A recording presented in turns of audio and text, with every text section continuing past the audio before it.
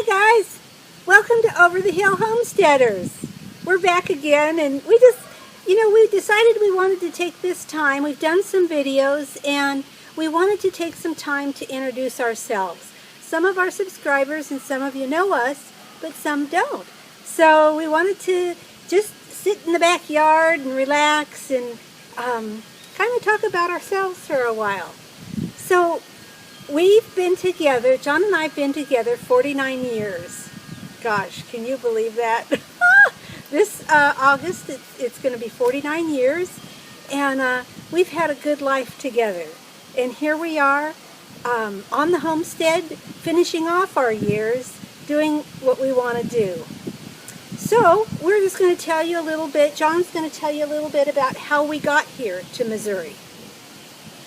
Well, we came here on vacation 10 years ago, and we just fell in love with the Ozarks. We fell in love with the beauty of it and the people, especially. While we were vacationing here, it got so bad that everybody we ran into was a Christian, and the next thing we knew, we were talking to them for like 45 minutes to an hour, and I finally, after talking to this waitress for about a half an hour one day, I told Lisa, I says, we can't talk our vacation away, you know, but we just continued to get to know the people better here in this area, and we just fell in love with them. They're good people. It's a slower life here, a little bit. You have a lot of transplants here from other areas like us. The hillbilly thing is, I can't say gone, but that image is pretty much gone now in the Ozarks. You still have your true hill people, hillbillies. There is no definition for hillbilly.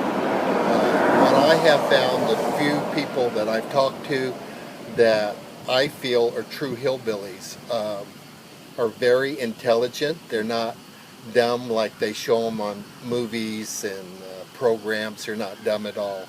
In fact, they're very creative, and they can fix anything, and I would love to be a true hillbilly, just to know what they know. So anyway, we came here 10 years ago, we fell in love with it, and we looked at a few properties, and we decided that it was very possibly a place that we'd love to retire. But we knew it wasn't time, and so we went back home, and it kind of left our thoughts for a while. So I'll have Lisa take over now. Then in about 2013, we were working in Davis, California, and John knew that he had a feeling that his job was coming to an end real soon. So he said one day, Lisa, I want you to make an airplane reservation. I want you to go back to Missouri and find a home for us. And I said, me? Little Miss Much Afraid? Get on a plane by myself? Go buy a home by myself? Well, I did. And I found this property. I had about 6 properties I was going to look for that day with the real estate lady, and this was the very last one. And I came onto this property, and I thought, oh my, I think this is it. So I got the Skype out, and John and I Skyped each other, and I had him look at the property as I was looking around, and thank God for technology. And he agreed with me, and I came home.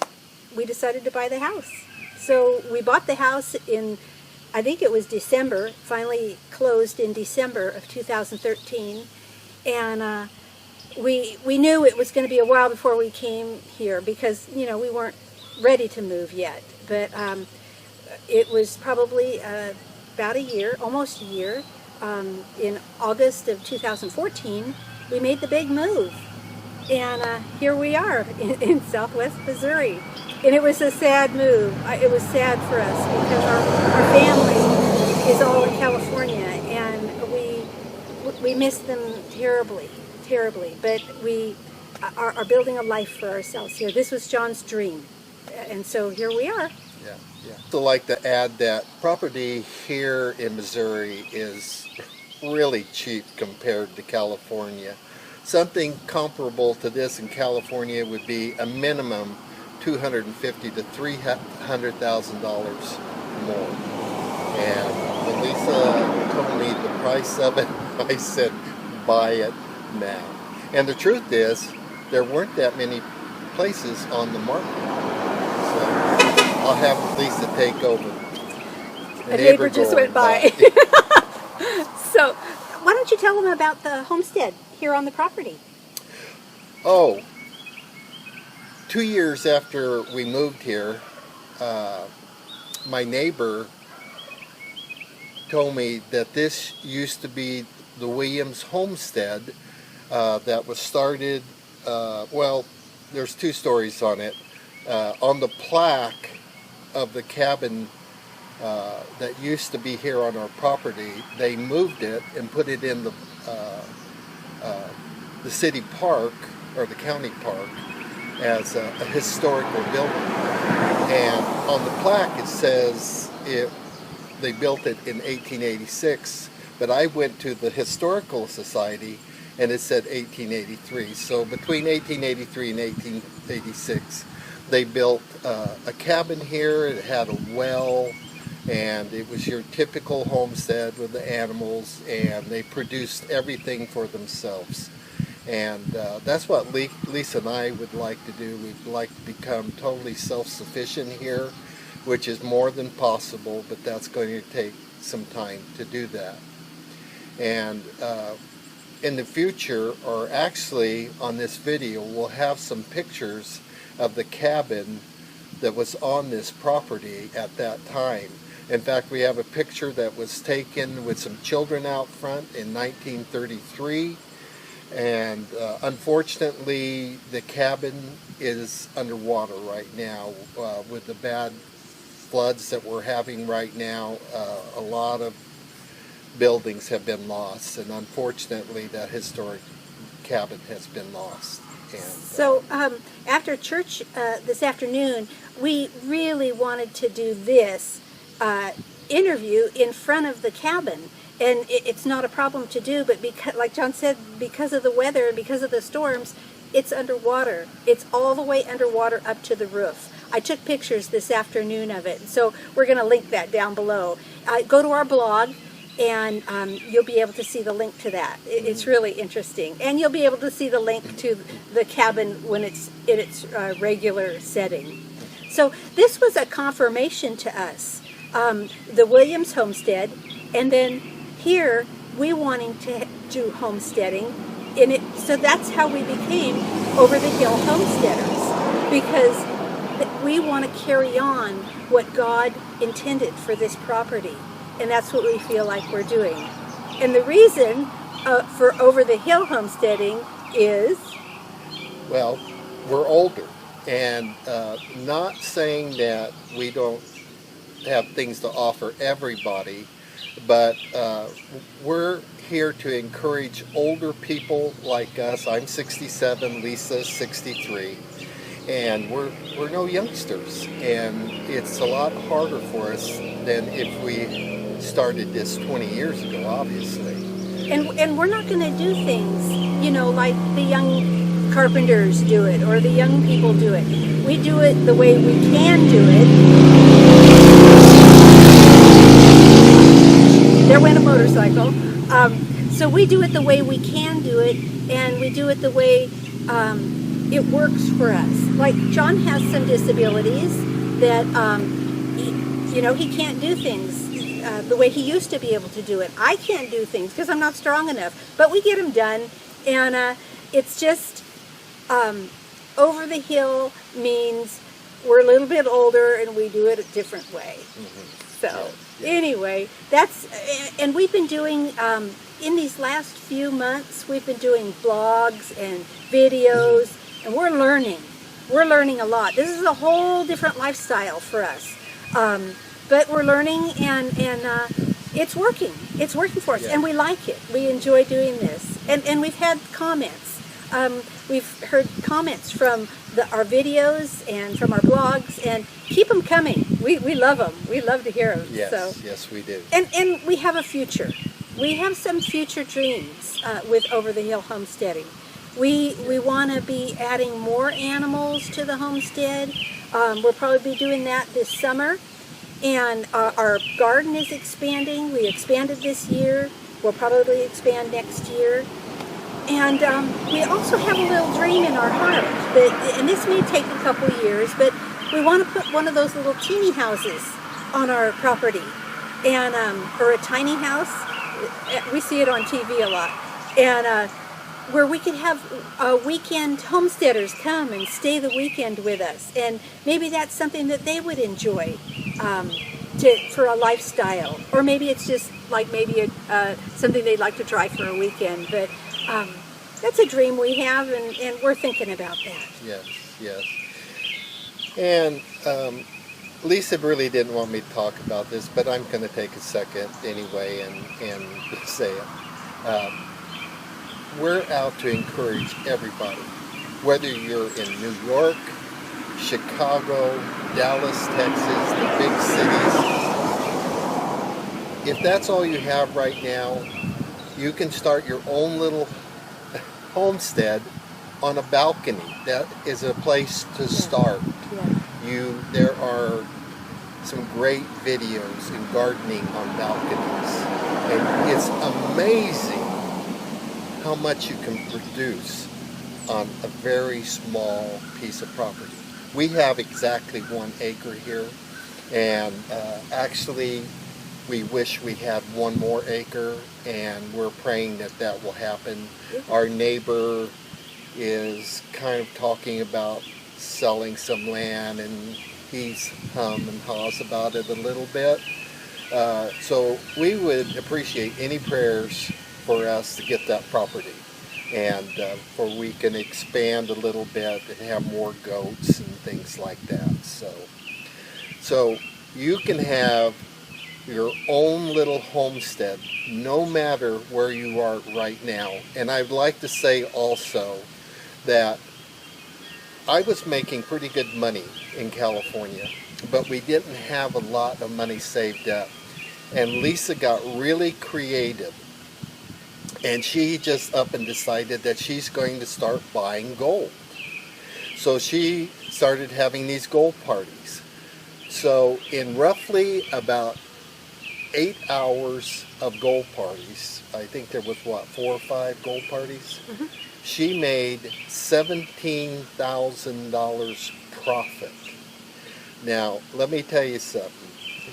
17,000 may not sound a lot, but for us, it made the difference whether we moved out here or not. That was our down payment.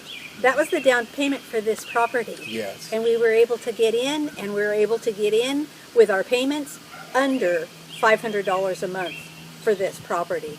It's amazing. And someday we'll walk you around the property. Yeah. And what sold me is the 3-car garage. The house, that's Lisa's thing, you know. The 3-car garage sold me, and the gentleman that had the house before us, he built a 45-foot long by 20-foot wide RV shed, and the first thing I saw was the future barn. It's going to be the perfect barn. So you have to think out of the box sometimes to get where you want to be. Right. And I will zip it.